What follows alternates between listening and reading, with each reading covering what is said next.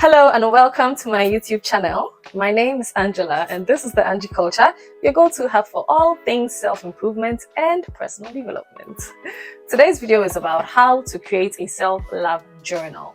A lot of people have jumped on the self-love bandwagon, and they know that one of the ways to go about it is to have a self-love journal. But as to how to go about creating a journal is the issue, and that is where I come in. If you're interested in this content, stick around.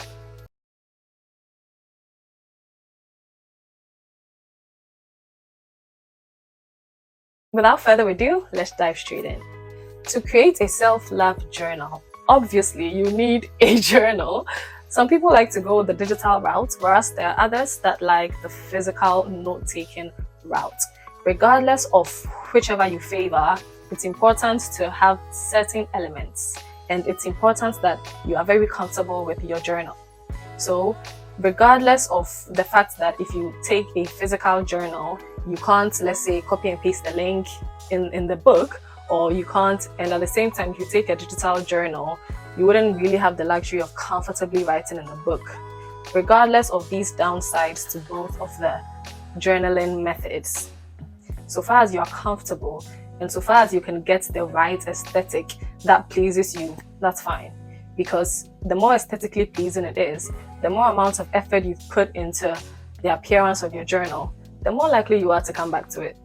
Rather than if it's just a scraggly piece of paper you've written on. You get what I mean? So, regardless of whichever you are going for, these are the three things to note. That one, your journal should be such that it can be easily accessible no matter where you are. This is important because sometimes when you're having a rough day and you have all your affirmations in your journal, you can easily pull it out and read these things as a reminder. And sometimes too, as you're having a rough day or as you're going about your day and you realize, whoa, I just stood up to this person. These things I'm doing are working. You can log it in your journal immediately, rather than say waiting till the end of the week or the end of the day where it wouldn't be as fresh in your memory, or you may forget altogether, right? So that's one of the things to take note of, that your journal should be such that you can have it on you at all times. So now you have your journal. Great. The first thing you want to do is write down the problem areas, as I like to call them. These are the areas in yourself that you would want to work on, right? The mental aspect of yourself. I'm not talking, let's say, your appearance and whatnot. I'm talking mental facets. Write down the areas you'd like to work on. Do you feel like you always have self-doubt? Write it down. Do you feel like you lack confidence? Write it down. Do you feel like you're a people pleaser? Write it down. And such. Write the areas you like to work on.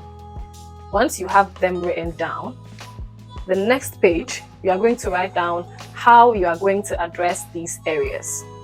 For the purposes of this video, I'm going to be naming 4 ways that would address these areas. One being affirmations. For affirmations, you don't want to get bogged down with, say, 50 affirmations you have to repeat every day because you have to get to work. Even if it's just 3 affirmations, even if it's just 5 affirmations, so far as you are consistent enough with repeating them to yourself, they will still be effective. You don't have to have a million affirmations to repeat every single morning. That would rather make it a tumultuous task in your eyes, and you are less likely to do it. Some people just go on Google and type daily affirmations and copy and paste that and use that. But I wouldn't recommend that, because there's a reason why you wrote down the specific problem areas that apply to you. So your affirmations should be in line with those areas. So again, you do an internal scrutiny of yourself and write down the affirmations. Remember, write the affirmations down in the present tense. I have a video on my channel which goes deeper into affirmations. I'll put that in the cards. One of the things to note is to write the affirmations in present tense. So if your area of contention you want to address is, let's say, self-doubt, your affirmation will be, I am confident, or I believe in myself, or I do not have self-doubt, in that order. So that would apply to your other affirmations as well. The problem area, right, turned around and used in the present tense. Again, for detailed information, check the cards. I'll put a link to the video, the in-depth video I made on affirmations there. Another important tip regarding affirmations is to get your significant other, family member, friend, or your bosom pal to write some of the affirmations down for you. This is important because there are things that we do as individuals that we don't realize, but the people around us are having to suffer from, right? And these things are done subconsciously, unconsciously. So you wouldn't be aware of them enough to address them the way somebody who is suffering from it, the way the victim of this bad habit would be aware of it. So it's important to have people close enough to you to also write down affirmations for you. Let them keep it to about 2 or 3 because again, remember, you don't want to get bogged down. And if you can attest to the fact that this is actually true, you've been able to give me meaningful enough examples to know that I actually do this. Add it to your affirmations. You get what I mean? Add it to your affirmations and incorporate it into your daily affirmation plan. So now you have the list of affirmations. You've written them down. Say you've written 5 affirmations down. You are going to repeat them in front of the mirror. You can do it in the morning, after work. It's really up to you because do it at a time that you know you will be able to stick to it. Don't put your affirmations at 11 p.m. when you know you always tend to doze off at 10:30 because you most likely aren't going to do it. Put it at a time most convenient for you. Or you can just habit stack. I always advise habit stacking because I'm a testament to how effective it is. If you've read the book Atomic Habits, you know what I'm talking about. But if you've not read it, habit stacking is where you put a new habit directly after an already existing habit. So you know that as soon as I'm done brushing my teeth, I'm going to see my affirmations in front of the mirror. So because brushing your teeth, you are very religious to doing, it would force you to also be religious to doing this new habit. So if you feel like you may tend to slack with saying your affirmations daily, habit stack. So what are you putting in your journal? You are writing down the affirmations. Let's say you've written down 5 of them. Then under that, you are going to write how you are going to, the method you are going to use in making sure you are consistent in repeating them. So you can write habit stack. If you're not going to habit stack, you can write, let's say them in front of the mirror, let's say after work, let's say in the morning, let's say repeat them 5 times. This. The point is to be intentional and specific with it. Be intentional and specific with what you're writing down and with the method you are going to use to ensure that you are consistent in repeating the affirmations. Okay, so now we've gotten affirmations out of the way. Off to a new page. The heading should be subliminals, because I mentioned that for the purposes of this video, we are going to be using 4. We've spoken about affirmations. Next is subliminals. How are we going to use subliminals to improve our self-love or improve those areas of contention aforementioned? Subliminals are important because they change negative thoughts. They are a way of using calming music or sounds that go directly to the subconscious to change negative thoughts or mindsets into positive ones. And because subliminals are things that go directly to the subconscious, you should be mindful of the subliminals you're using, because you just hear it as calming music that most of the time they are invoked, right, with things that should shift negative mindsets and whatnot. So you want to make sure you're not using wrong subliminals that would be doing the opposite. Instead of shifting negative mindsets, doing the opposite of that. So be careful and mindful of the subliminals you're using. But let's say you're using the best subliminals. You've gone on YouTube, you've done your research, and you know that you can trust this source, you can trust these subliminals. What you're going to do is that I feel like for something like subliminals, you don't have to have a set regimen. I'll do it early in the morning as soon as not necessarily. Subliminals is one of those things that you can easily integrate into your daily life, into your daily routine. For instance, instead of playing Afro beats in the car on your way to work, you can play your calming subliminals, right? On the bus, as you are looking at nature, as the bus moves, you can be listening to subliminals calming as well. So essentially times where you typically listen to music or you typically stay into space or scroll through social media, you can just be listening to subliminals on your break from work as you're having lunch. Your earphones are plugged in and you're just calmly listening to your subliminals, eating, minding your business, So it's easy to integrate subliminals into your routine. So for that as well, if you're using a digital journal, you can just copy and paste the link of the subliminal into your journal and underneath write down how you are going to go about listening to them, how you are going to implement it into your routine. If you are using a physical journal as well, you can just create a YouTube playlist containing all your subliminals and name the playlist. And in your physical journal, you can write for subliminals refer to, let's say, Louis Hayes subliminals. Maybe that's what you named your subliminal playlist. Right. The point is, regardless of whichever system you are using, you must make it work for you. Those playlists are there. If you need a boost, just go listen to the playlist. And if you have a digital journal as well, you just click the link, you're taken there, you listen. Simple as that. That is how I would approach subliminals. So write it down. Write or copy and paste the subliminals you're going to be using, and underneath write how you're going to incorporate these subliminals into your lifestyle to make sure you're consistent in listening to them. The third one I'm going to talk about is content consumption. If you're already familiar with my videos and my articles on Medium, you know that this is something I talk about a lot. Basically, it's the study that came out to show that one of the ways that our minds are easily influenced and our mindsets are shifted is through the content we consume. So if you are watching negative things on social media, these things are going to become entrenched gradually and shift your mindsets. If you are listening to negative music, watching funny limiting videos that make you tend to compare yourself, social media has that effect, right? These things eventually start to shift your mindset. They start to affect your self-confidence and all that. So it's very important the kind of content you're consuming, be it movies, music, and social media, whatever the case may be. So for content consumption, you can be specific to saying you are going to check social media, you are going to check the music you listen to, or you are going to check the movies you watch. It's up to you, really.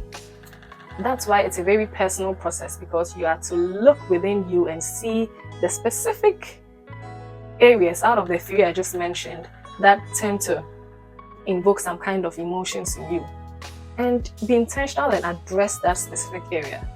If for you it's social media, then you want to curate your social media such that you don't see sexy ladies in bikini all the time if you have lack of self-esteem in your appearance. You want to curate your feed such that you'd rather be seeing motivational content that would get you to love yourself, right? And how do you curate your social media feed? You know that they are all connected. Google is connected. You can easily go on Google and start looking at motivational, inspirational this, inspirational content, motivational content, this, that, this. When you go on the website and they say cookies, blah, blah, blah, blah, blah, you accept the cookies, because that is how Google or that website will start to pop up on your other social media pages. So you accept the cookies. Essentially, you just start engaging with that kind of content on your social media and other platforms to the point where the algorithms will get it that this is what this girl wants to watch, and it'll just start popping up on your feed, and you'll start to see the sexy ladies less and less and less. So you can curate your social media such that you are feeding your mind with just positivity every time you go on social media, rather than mindlessly scrolling sexy ladies, right? If for you it's not social media, let's say it's the music you listen to, right? Let's say it's the music you listen to that it's invoking some kind of ideologies into your mind and it's making some things seem normal to you, then be intentional about it. Create a new playlist and listen to this playlist more often than you will listen to your typical playlist that conveys certain emotions. Go on Spotify, create, let's say, feel-good music. Search for feel-good music.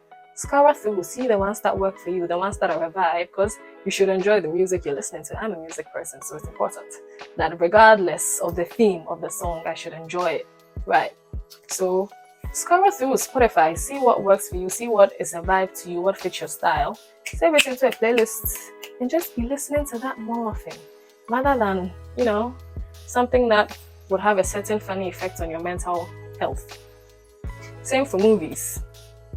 If you're somebody that watches movies daily, let's say you watch 5 movies a day, then it's important that you are making sure the kind of movies you are watching are not normalizing certain traits in your mind, right? Because movies have this thing about them where if you are watching a specific movie over and over and over and over again, you start to act like the main character. If you've been watching Mean Girls over and over again, you start to act like Regina George and have an attitude, right? So that alone is an example of the fact that these things actually affect your mind. These things actually affect your being. That alone is an example. So if you watch movies enough or a lot to the point where you know it affects the kind of content in the movies is affecting your mindsets, then curate that as well. Change it up, switch it up, do something about it. So again, for that, where the journaling will come in is that if it's social media, you will intentionally write down how you are going to curate your content. Let's say you write 1, go on Google and look up inspirational, motivational, yada yada yada yada, and accept the cookies. 2, go on Instagram, search and type inspirational, motivational, yada yada yada yada, and interact with the content, interact with the posts that come up, watch the videos, like them, be doing this for a couple of times, and so write these steps down on how you are going to go about it. And social media is something that for most people, you generally already scroll through it already. So if you've curated your content such that you are seeing positivity, then you don't even have to force yourself to create a new habit, because scrolling through social media is already a habit. So you just take your phone and scroll, and you are seeing positivity. So social media is one of the ways where you can easily integrate it into your already existing lifestyle. The last thing I would like to talk about is meditations. For meditations, I'm not going to say much. I'm Christian, so I use Christian meditations. And for that, I would recommend the Abide app. I'll put a link to that in the description. And if you want to interact with that, you are very, very welcome to. But studies have shown that meditations work. Meditations really do work. So see what works for you and have a go on that as well. But for the purposes of this video, the main idea is no matter the systems regarding meditations you want to go for, write it down. The writing it down is important so that in the future, if let's say you become a better person, hopefully you become a better person, all these methods worked out for you. Right? And let's say you've gotten a new job, and like they say, new level, new devil. So now you've started to have, let's say, feelings of unworthiness. So you want to go back to your self-love journal for an uplift, for a boost, for a reminder on the things you did prior, which corrected funny feelings. You can easily go back to your journal and refer, instead of having to research all over again when you might not even find the same content that changed you. You might not even find the same methods. If you have everything written down, it's only a matter of referring. Plus, you can easily help a friend out. Give your friend these tips as well if they are struggling with the same things, having the same issues. Right? So that's why it's important to write it down. But the last point, accountability and review, I would say is one of the most important reasons why it's necessary to keep a self-love journal. Because writing your feelings down instead of holding it in there does something to you. Releasing it. It's just like when you are really hurting over something and you force yourself to keep holding it in, then finally you weep it all out one day.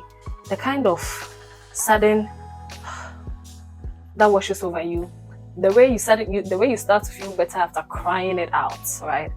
That's the effect writing out these things, writing down your feelings, writing down these things actually tends to have on you. It can come off as a chore, really. I'll make a separate video on journaling because I can talk about it over and over again, but best believe it's become part and parcel of me. I absolutely love to journal now. And you're not journaling like when you were in high school that, so Jane spoke to me today, and no. Yeah, journaling your feelings and your thoughts and you get what I mean? You're not writing every single event of it. Well, it's up to you, to be fair. I'll make a separate video on journaling later because I can talk on and on about it. But yeah, I can go on about it. But yeah, so accountability and review. Accountability is where you are checking the habit, because you want these things to become a habit. So that's the easiest way to make sure you are consistent with it. So this is where you are habit tracking. You are tracking these things to make sure you are actually doing it. The review is where you come back to write down how it's been going, the changes you've seen in yourself, you know, and the way you started to feel. Essentially, you write down how it's going so far. So under accountability, you write down there. If you're using a habit tracking app, say you're using Strides. This is no Strides ad, it's not sponsored, it just came to mind. Say you're using Strides to habit track, then you really then you're lucky. If it's affirmations, you just go in the app and check, yes, you did the habit. Some habit tracking apps even make you log in a little notes on how it went. If you're down to do that, sure, why not? Perfect. Right? So accountability is where you are tracking this habit to make sure you are actually doing it, and have a look at it over time to see, your streak. When you see your streak, you see that, wow, you've done a consistent 7 days. You'll be proud of yourself. So you just journal that, write down the habit tracking systems, right? You are going to use to make sure you are actually consistent with doing these things. Then under review, it depends on you, really. Some people like to do this by the end of the day. Some like to do this at the end of the week. But if review is where at the end of the day, you just write down the changes, like I mentioned earlier. Today I was confronted and I stood up for myself. That makes me know that these things are working. Or today I saw a sexy lady and I didn't feel less than. Write these things down. Write how it's working. Write the improvements you are seeing over time. Right. I was about to rant some more, but I like to keep my videos brief, sweet, and short, straight to the point. So, all these being said, I'm gonna end it here, and it was lovely. It was absolutely lovely making this video. I absolutely enjoy making these videos, man. So, if you found any value from this video at all, please, you know what to do. You know what I'm gonna say. Hit the subscribe button, press the notification bell so that you get notified when I release new content, if you're interested and it's helping you, right? And most importantly, do well to subscribe to the channel, right? Have I already said that? Did I already say that? Okay, make sure to watch the videos to the end. I mean, you know what all YouTubers say. They usually subscribe, the usual, yeah. So that being said, see you in the next one. Ciao!